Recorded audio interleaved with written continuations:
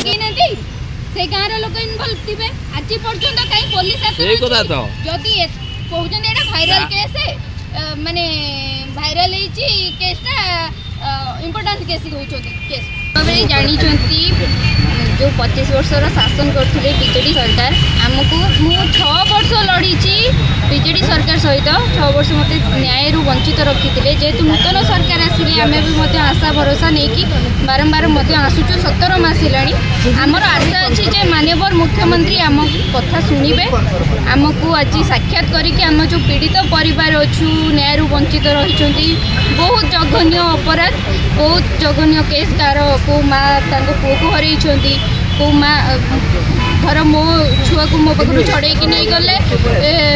5 वर्ष पूरी 6 वर्ष चलला ए द्वार से द्वार गला डिपार्टमेंट से डिपार्टमेंट बुलूची मत न्याय कौन वंचित रही कहीं मुझे न्याय पाइबार अधिकार नहीं मोर तो मुझे चाहूँगी माननीय मुख्यमंत्री आमको न्याय दिंतु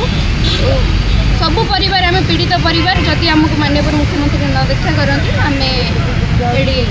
बस जो समस्त पीड़ित माने एकजुट हो न्याय लड़ाई परिवार तरफ आमर गोटे दाबी रोचे आम मुख्यमंत्री को साक्षात करूँ आमर जो दाबीटा दीर्घ दिन है वर्ष वर्ष धरिकी जो न्याय संघर्ष करूँ जघन्य हत्या शिशु अपहरण शिशु अंग तस्करी भली घटना रही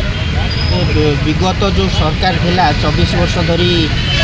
विजु जनता दल सरकार शासन करथला से विजु जनता दल सरकार रे तांकर मंत्री विधायक एवं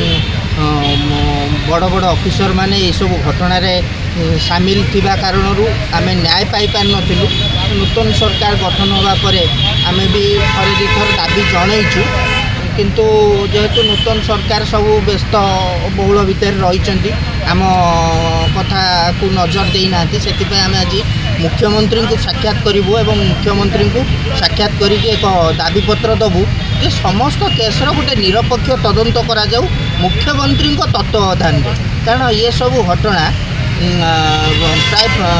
कार 3 वर्ष कार 5 वर्ष कार 7 वर्ष ये सब घटना है आदर सबुठारू माने विजु जनता दलर मंत्री विधायक आपण परिकेश देखु ताधे अरुण साहूर इनवल्वमेंट रहा एवं ममिता मेहर केस देखु ताधे दिव्यशंकर मिश्र इनवल्वमेंट रहा से भाव में नेता मंत्री सब आदि सामिल अच्छा से ये घटनार मुख्यमंत्री तत्वावधान में एक स्पेशल टीम तदंत हेले आमे न्याय पाइपर एवं